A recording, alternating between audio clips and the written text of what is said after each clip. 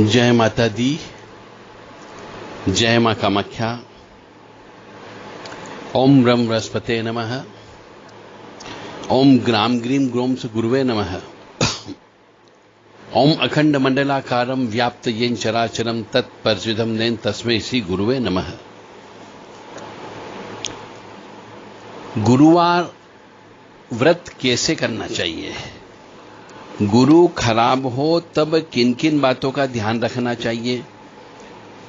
और स्त्रियों का यदि गुरु खराब हो तो उसके जीवन में भयंकर कष्ट की उत्पत्ति आती, विशेष तौर से पारिवारिक सुख उसका खराब हो जाता है। तो उसे क्या करना चाहिए? गुरु के बारे में बोला जाता है कि ये ओम ग्राम ग्रीम गोम से गुरुवे नमः, ओम ज्राम ज्रीम ज्रोम सह बृहस्पते नमः। इन मंत्रों का आपको जप करना चाहिए। आज हम गुरु के बारे में पूरा विश्लेषण करेंगे। ओम गुरुर्ब्रह्मा गुरुर्विष्णु गुरुदेवो महेश्वरा, गुरु साक्षात परम ब्रह्म तस्मै श्री गुरुवे नमः। तो गुरु की शांति के कौन कौन से उपाय होते हैं?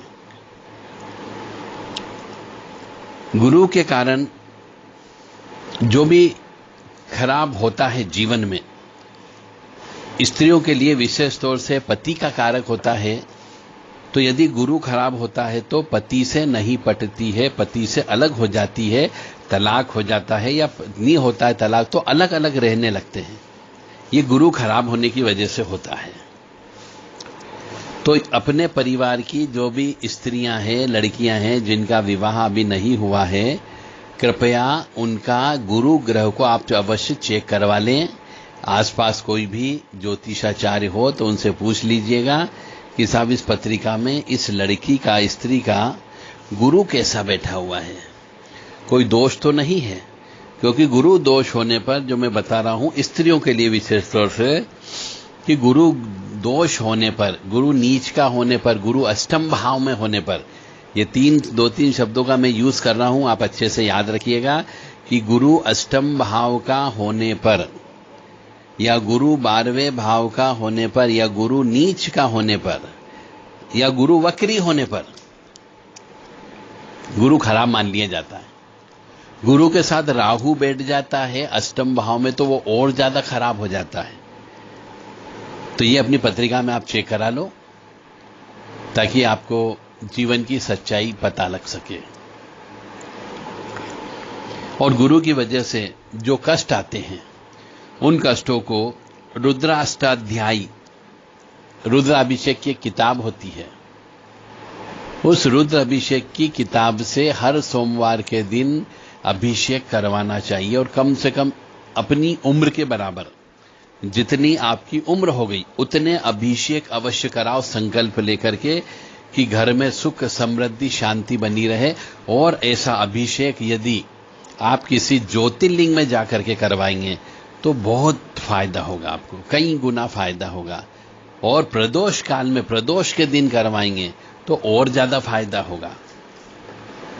तो सोमवार के अलावा प्रदोष व्रत भी आप रखें और प्रदोष काल में शिव जी का रुद्र अभिषेक करवाएं, जो कम से कम 2 से 2.5 घंटे लगते हैं।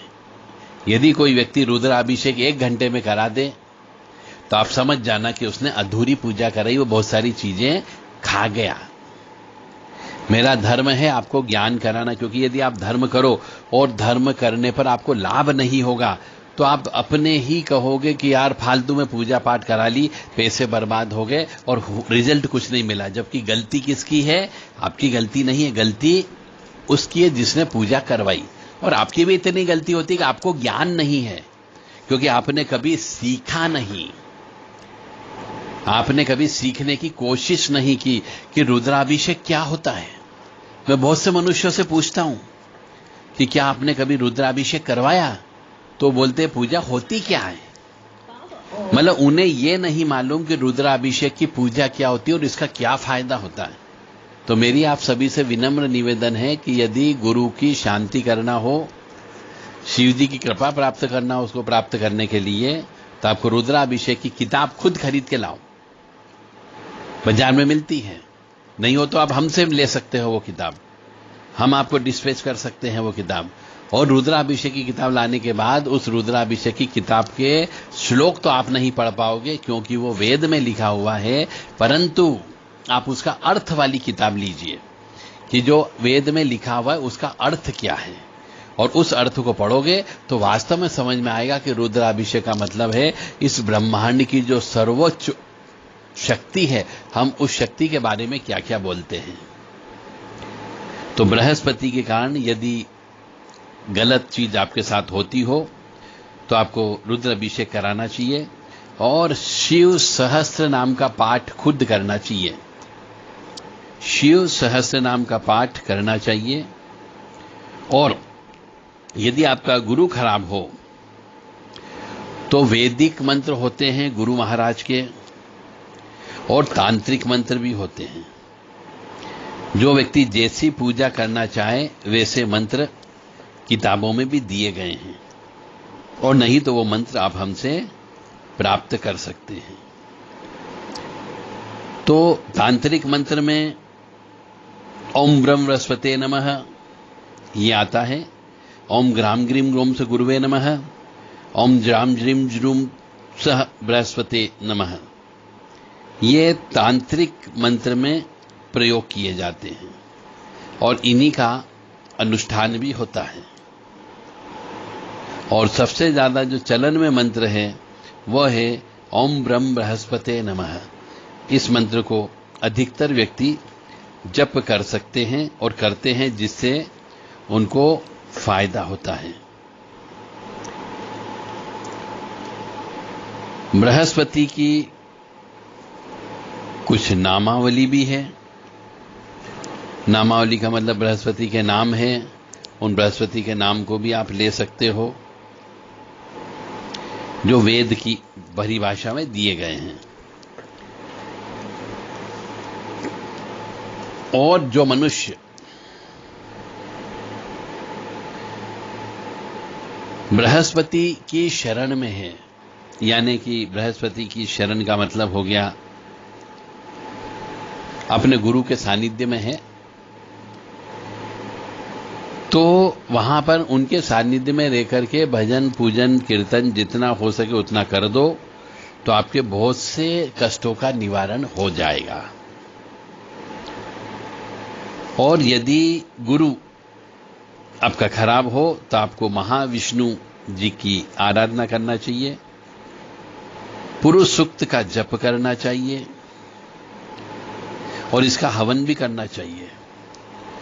और गुरु ग्रह की शांति के लिए एक विशेष हवन होता है जिसे बोला जाता है सुदर्शन होम, सुदर्शन यज्ञ। ये यज्ञ भी बृहस्पति की शांति के लिए करना चाहिए। और गुरु यदि आपका खराब हो तो महीने में एक बार सत्यनारायण भगवान की कथा कराना चाहिए, गुरुवार का व्रत उपवास रखना चाहिए, नमक बिल्कुल भी सेवन नहीं करना चाहिए, और एकादशी का व्रत जब तक जिंदा रहे और जब तक आपकी हालत स्वस्थ रहे शारीरिक रूप से, तब तक आपको एकादशी का व्रत करना है। एकादशी के दिन अन्न बिल्कुल भी नहीं खाया जाता है। ये सब गुरु की शांति के उपाय बताए जा रहे हैं। तो आप सब अपने अपने परिवार में देख ले, जिसकी पत्रिका बनी हो कि गुरु नीच का तो नहीं है, गुरु अष्टम भाव का तो नहीं है, गुरु के साथ राहु तो नहीं बैठा हुआ है, इस बात का ध्यान रख लें। और गुरु के साथ मंगल भी दूषित हो जाता है। तो अभी यदि गुरु के साथ में राहु हो, गुरु के साथ में मंगल हो, यानी राहु और मंगल को क्रूर ग्रह बोला जाता है और पाप ग्रह बोला जाता है। तो इनके साथ में यदि गुरु बैठ जाता है तो संतान बाधा उत्पन्न होने की संभावना ज्यादा रहती है। नहीं, गुरु के साथ मंगल या गुरु के साथ राहु हो जाता है तो चांडाल योग बोल देते हैं। तो ऐसे में संतान उत्पन्न करने में दिक्कत हो सकती है। और यदि आपके यहाँ संतान उत्पन्न न हो गुरु दोष की वजह से, तो आपको तुरंत जितनी जल्दी हो सके शत चंडी यज्ञ कराना चाहिए। और हरिवंश पुराण इसका पाठ खुद करो, पति पत्नी दोनों को मिलकर के करना चाहिए। और संतान गोपाल का जो अनुष्ठान होता है उस अनुष्ठान को विधि विधान से करना चाहिए। ब्राह्मणों का मान सम्मान करना चाहिए। जो भी वेद पढ़ा लिखा हो, वेद की पूजा करता हो, वेद रीति रिवाज से पूजा करता हो, उनकी कभी भी अपमान नहीं करें। देवता जितने भी होते हैं, देवी देवता, उनका भी सम्मान करें। और हमेशा आचरण अच्छा रखें, शुद्ध आचरण रखें, अन्यथा गुरु नाराज होता है। और फलदार वृक्ष, आम के वृक्ष, बेलपत्री के वृक्ष, जामुन,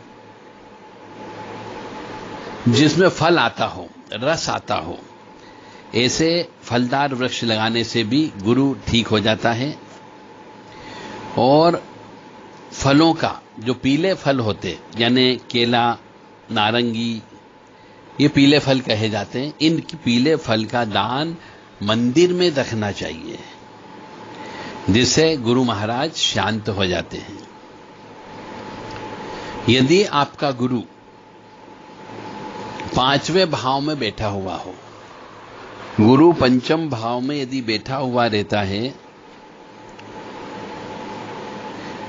तो वट वृक्ष की 41 दिन तक 108 परिक्रमा करना चाहिए। यदि आपका गुरु पंचम भाव में खराब फल दे रहा हो तो आपको 41 दिन तक वट वृक्ष की 108 बार पूजा करना चाहिए। उसके बाद ही कोई चीज खाना पीना चाहिए। और परिक्रमा करें 108 वहां पे, तब आपको घी का दीपक लगाना है। तिल के तेल का या सरसों के तेल का 4 बत्ती वाला भी दीपक लगाना है। वट वृक्ष के ऊपर दूध मकड़ी ज्यादा होती है, चींटियां भी होती है, उनके लिए कसार लेकर के जाना, पंजरी जिसको बोला जाता है। और कुछ रोटी बना करके लेके जाएं, जिनको मसल करके उस वट वृक्ष के नीचे छोड़ दीजिए। और बृहस्पति की वजह से, जैसा मैंने कहा है कि बृहस्पति की वजह से स्त्री को पारिवारिक सुख नहीं मिलता है, या देरी से सुख मिलता है। उम्र 28, 30, 35 होने के बाद विवाह होता है, तो ऐसी स्त्रियों को पुखराज धारण कर लेना चाहिए। और केले के वृक्ष की पूजा करना चाहिए जिसमें फल आते हो, केली की नहीं करने। और पीपल के वृक्ष की पूजा करना चाहिए हर गुरुवार के दिन।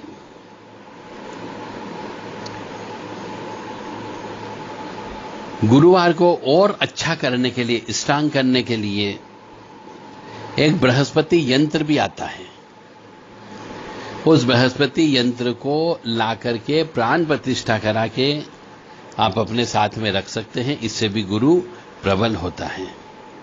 यदि आपको बृहस्पति यंत्र चाहिए तो देव राधा ट्रस्ट से संपर्क कर सकते हैं 9893128047 और 7649862712।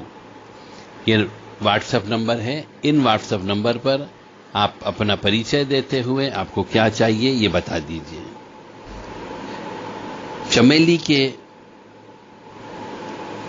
फूलों को, जिसमें सुगंध होती है, उनको बहते पानी में विसर्जन करने से भी गुरु ग्रह अच्छा हो जाता है।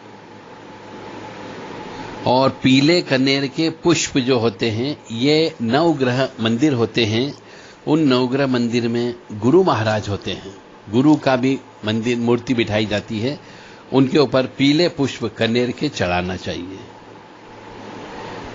और जब तक गुरु ठीक न हो जाए, विवाह नहीं हो जाए, बच्चे नहीं हो जाए, तब तक, और गुरु की महादशा अंतरदशा जब भी आए, उस अवस्था में आपको गुरुवार का व्रत उपवास तो रखना ही रखना है। नमक का सेवन उसमें बिल्कुल भी नहीं करना है। एक समय भोजन करना है 24 घंटे में। और दत्त भगवान, यदि आपके शहर में आसपास कहीं पर भी दत्त भगवान हो तो दत्त भगवान का विधिवत पूजन अर्चन अवश्य करो। और बृहस्पति को, यानी गुरु को और शक्तिशाली बनाना हो तो आपको अपनी श्रद्धा के अनुसार आपको सोना दान देना चाहिए। किसी मंदिर में देवी देवताओं को सोना दान दे दें और स्वर्ण जल का पान करना चाहिए, उन्हें स्वर्ण के जल का पानी पीना चाहिए। मतलब आपको यदि गुरु ग्रह आपका खराब हो तो आपको एक गिलास के अंदर सोना डाल लें और उसी गिलास में हमेशा पानी पिए जिसमें सोना डला हुआ रहता है। उसे स्वर्ण जल का पानी बोलते हैं, उसे पीते रहना चाहिए। पीले वस्त्रों का दान सौभाग्यवती स्त्री को देते रहना चाहिए, इससे भी गुरु ग्रह की शांति हो जाती है। जब भी स्नान करें बाल्टी में सोने की अंगूठी या कोई भी सोने का चेन या सोने का कोई भी 100 ग्राम, 50 ग्राम, 10 ग्राम सामान उसमें डाल दें। उसके बाद उस पानी से स्नान करना चाहिए। बृहस्पति की होरा में निर्जला रहना चाहिए। अब बृहस्पति की होरा का मतलब होता है कि रोजाना बृहस्पति का एक समय आता है। उस समय में बृहस्पति का समय कब आ रहा है यह आपको चेक करना है और यह देखने के बाद में आपको उस समय पे जब तक बृहस्पति चलता रहता है आपको जल नहीं पीना है। यदि किसी मनुष्य को ये होरा कैसे चेक करें, होरा के बारे में कैसे जानकारी प्राप्त करें, पंचांग कैसे देखें, यदि ये चीज सीखना हो तो देवराधा ट्रस्ट से संपर्क कर सकते हैं।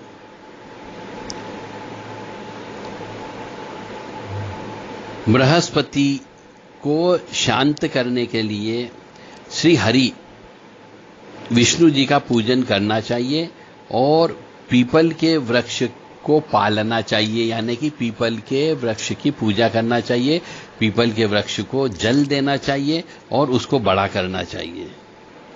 रोजाना श्री हरि विष्णु जी का सहस्त्र नाम होता है, विष्णु सहस्त्र नाम, उसको सुनना चाहिए और उसका पाठ भी करना चाहिए। आपको पुखराज धारण कर लेना चाहिए जिसका गुरु खराब होता है उन्हें, और पुखराज के अभाव में यदि पुखराज महंगा आता है, आपके पास इतनी सामर्थ्य नहीं है, तो आप हल्दी की गठान, पीले हल्दी की गठान को पीले धागे में बांध करके अपनी सीधे हाथ की भुजा में बांध लेना चाहिए। ये पुरुषों के लिए है और स्त्रियों के लिए उल्टे हाथ में बांधना चाहिए। यदि पुखराज पहनना, क्योंकि पुखराज को एक तो महंगा भी आता है और साथ ही साथ में उसको सोने में धारण करना पड़ता है, चांदी में धारण नहीं किया जाता है। परंतु यदि आपकी इतनी चादर लंबी नहीं हो, यदि आपके पास इतना पैसा नहीं है, तो आप पीली हल्दी की गठान को पीले धागे में बांध करके, पुरुष है तो सीधे हाथ में बांध ले और स्त्री है तो उल्टे हाथ में अपने बांध लीजिए। चांदी की कटोरी में केसर और हल्दी दोनों को मिला लें और उसके बाद उसका तिलक स्त्री पुरुष दोनों को लगाना चाहिए और नाभि पर भी केसर लगाना चाहिए। अपने कुल के ब्राह्मण की, कुल के पुरोहित की या जो साधु संत आते हैं उनकी यथाशक्ति यथायोग सामर्थ्य के अनुसार वस्त्र, कंबल, कमंडल, लकड़ी, भोजन, इनकी सेवा अवश्य करना चाहिए और दान देते रहना चाहिए। गरुड़ पुराण का पाठ करना चाहिए, इससे भी गुरु महाराज बड़े प्रसन्न होते हैं। चाहे किसी की मृत्यु हो या न हो, आपको गरुड़ पुराण का पाठ करना है यदि गुरु महाराज को प्रसन्न करना है तो। पीले फूल जैसे गेंदा हो गया, सूरजमुखी हो गया, पीला कनेर हो गया, इनको ज्यादा से ज्यादा लगाना चाहिए। गमले में लगा लीजिए, यदि आपके पास जमीन उपलब्ध हो तो जमीन में लगाइए। और यदि आपका किसी भी मनुष्य का गुरु उच्च का हो, यदि गुरु उच्च का हो तो गुरु से संबंधित कोई भी सामान जो है वो दान नहीं देना चाहिए। और यदि गुरु नीच का है तो गुरु से संबंधित जो चीजें होती इनका दान नहीं लेना चाहिए। और गुरु महाराज की वजह से यदि पीड़ा दे रहे, इनकी शांति करना हो तो सफेद सरसों यानी पीली सरसों, दमयंती के फूल, मुलेठी और मालती के फूल, इन सबको मिलाकर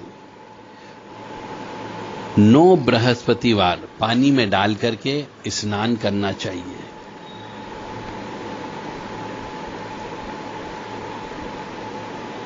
यदि बृहस्पति बहुत ही ज्यादा खराब है, श्रापित है, पिछले जन्म के कर्म के अनुसार फलदार वृक्ष को काटा गया, उसका श्राप लगा हुआ है, पिछले जन्म के कर्म के अनुसार यदि कुल देवता या किसी आदरणीय व्यक्ति का अपमान किया हो, जिसके कारण संतान सुख प्राप्त नहीं होता है, ये पिछले जन्म का कर्म बता रहा हूं, तो मनुष्य को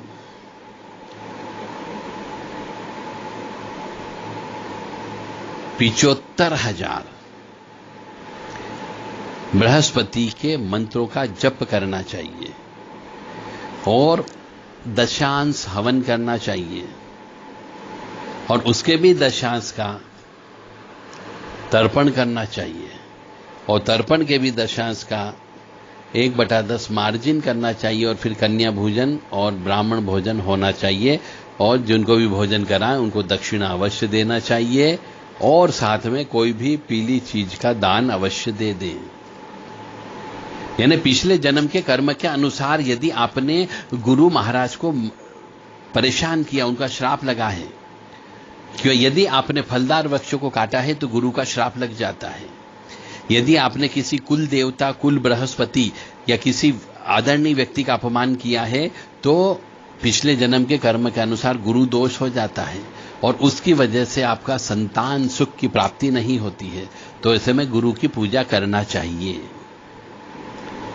व्रत तो ताज जिंदगी करते रहना चाहिए यदि आपका गुरु खराब है तो।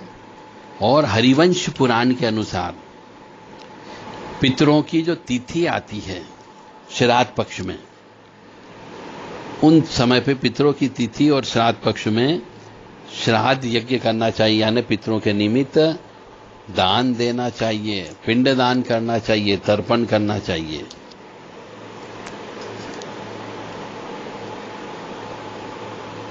वैदिक मंत्र होते हैं जो काफी टफ होते हैं। वैदिक मंत्र का यदि आप प्रयोग कराते हो तो किसी योग्य ब्राह्मण के माध्यम से ही कराएं, जिसने पहले वैदिक मंत्रों के माध्यम से गुरु ग्रह की शांति की हो। तांत्रिक मंत्र मैं आपको बता चुका हूं, और गुरु ग्रह की शांति के लिए आपको पुरुष सूक्त का पाठ करना है या करवाना चाहिए। ये जो इसमें 16 मंत्र होते, पुरुष सूक्त में 16 मंत्र होते हैं। इन 16 मंत्रों का यदि आप अर्थ समझेंगे तो बहुत चमत्कारिक अर्थ निकलता है। इसलिए पुरुष सूक्त का भी पाठ जिनका गुरु खराब हो उनको करवाना चाहिए। ओम सहस्त्र शीर्षा पुरुषः सहस्राक्ष सहस्रपात स भूमिगुं सर्वतस्प्रत्वात्यातिष्ठ दशांश गूगलम। तो इस प्रकार से ये वैदिक चीज है, इसको आपको सीखना पड़ेगी, कंठस्थ करना होगी। और यदि आपको ये सीखना है तो आप देव राधा ट्रस्ट से संपर्क कर सकते हैं। आपको पुरुष सूक्त बोलना सिखाया जा सकता है। इसकी एक लय ताल होती है, उस लय ताल में ही इनको बोलना होता है। ओम ब्रह्म बृहस्पते नमः, ये 8 अक्षर वाला मंत्र है। इसका भी विधान होता है, पूरा अनुष्ठान होता है।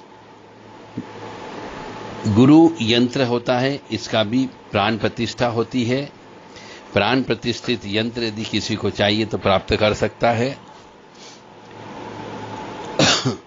और गुरु का जिसमें अंक लिखे रहते हैं, वो अंक के वाला यंत्र भी यदि किसी को आवश्यकता हो तो देवराधा ट्रस्ट से संपर्क कर सकते हैं।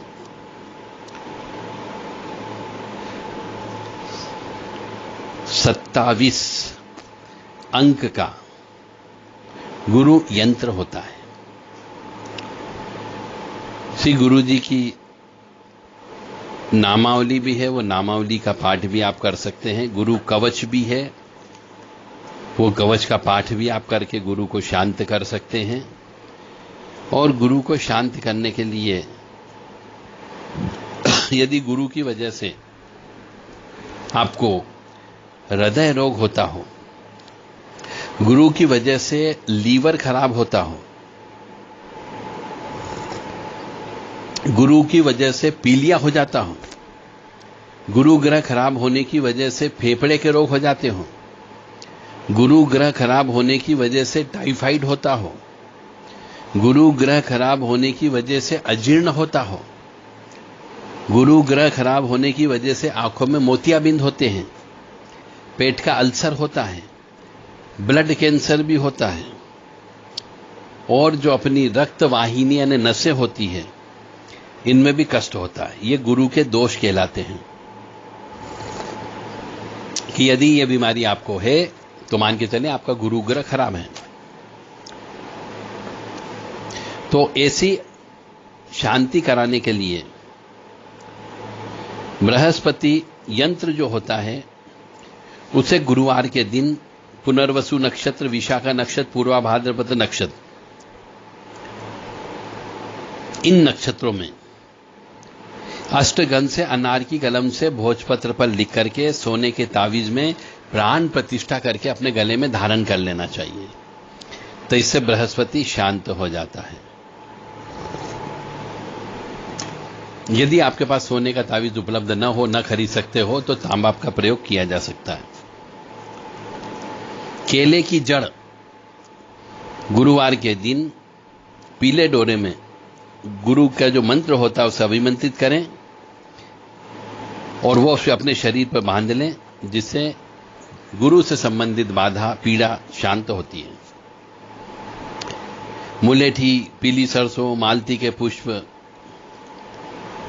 इनको पानी में डाल करके गला लें और फिर गुरुवार के दिन स्नान करने से गुरु महाराज प्रसन्न होते हैं। चने की दाल पीले कलर की होती है, हल्दी पीली होती है, शर्करा, पीला अन्न, पीला वस्त्र, पीले पुष्प, पुखराज, घोड़ा, पुस्तक, शहद, नमक, सोना और छत्र किसी भी चीज का हो सकता है। इनका दान करने से भी गुरु ग्रह से संबंधित जो परेशानी है वह शांत होती है। और इनके बहुत सारे मंत्र भी हैं, यदि आपको चाहे तो मंत्र मिल सकते हैं।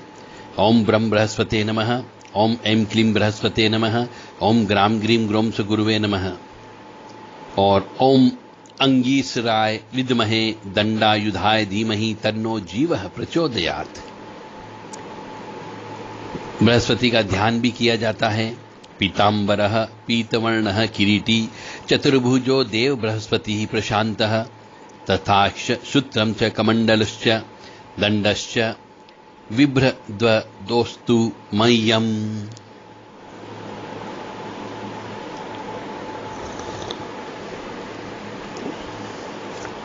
बृहस्पति जी का स्तोत्र भी है, कवच भी है, स्तुति भी है, और बृहस्पति का अष्टोत्तर शतनाम भी आपको मिल सकता है। जैसा कि मैंने पहले बताया कि बृहस्पति के वजह से यदि आपको आपके जीवन में कुछ अनिष्ट हो रहा हो, बार बार अनिष्ट हो रहा हो, तो पुखराज, सोना, कांसा, चने की दाल, खांड, घी, पीला वस्त्र, पीली पुष्प, हल्दी, धार्मिक पुस्तक, गीता जी वगैरह, घोड़ा या पीली कोई भी वस्तु, ये सब दान देना चाहिए। पर गुरु उच्च का हो तो दान नहीं देना है। और गुरु महाराज अगर ये दान देते हो गुरु महाराज को, तो आपको वांछित जो फल चाहिए वो फल आपको प्राप्त हो सकता है। अपनी सामर्थ्य के अनुसार देना चाहिए। ऐसा भी नहीं हो कि आपके पास नहीं हो, आप ऋण लेकर के कभी दान नहीं देना चाहिए। जितनी चादर हो उतनी ही अपने को पैर फंसाना चाहिए दान के मामले में।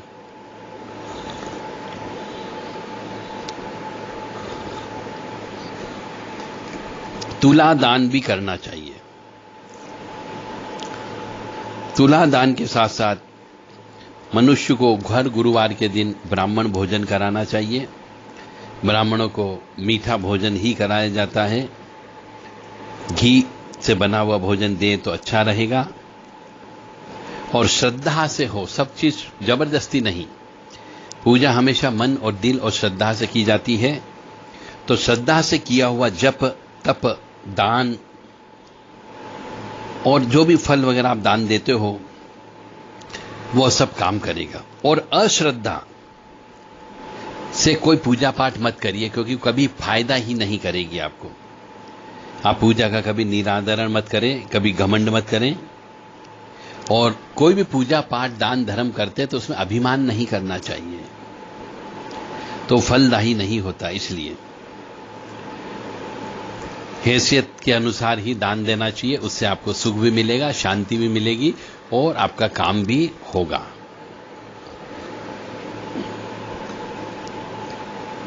केले के वृक्ष की पूजा अवश्य करें। बड़े बड़े केले के पत्ते होते जिसमें केले के फल निकलते, उन्हीं की ही पूजा करना है। दिन में ही पूजा करें। सूर्यास्त के बाद गुरु की पूजा नहीं होती है और सूर्य उदय होने के बाद में ही पूजा करें। केले की जड़ या नारंगी की जड़ को अपने शरीर पर हमेशा धारण करके रखें। बृहस्पति के 108 नाम भी हैं, आप उनका भी अष्टोत्तर शतनाम का पाठ कर सकते हो। और बृहस्पतिवार की व्रत कथा भी है। तो बृहस्पतिवार की कथा जो है, 2 कथा हमारे शास्त्रों में मिलती है और ये दोनों कथा में से कोई भी एक कथा भी आप पढ़ेंगे और उसके बाद आरती वगैरह करेंगे तो आपको इसका फायदा अवश्य मिलेगा। ओम ब्रह्म बृहस्पते नमः, ओम ब्रह्म बृहस्पते नमः, ओम ब्रह्म बृहस्पते नमः, ओम ब्रह्म बृहस्पते नमः, ओम ब्रह्म बृहस्पते नमः।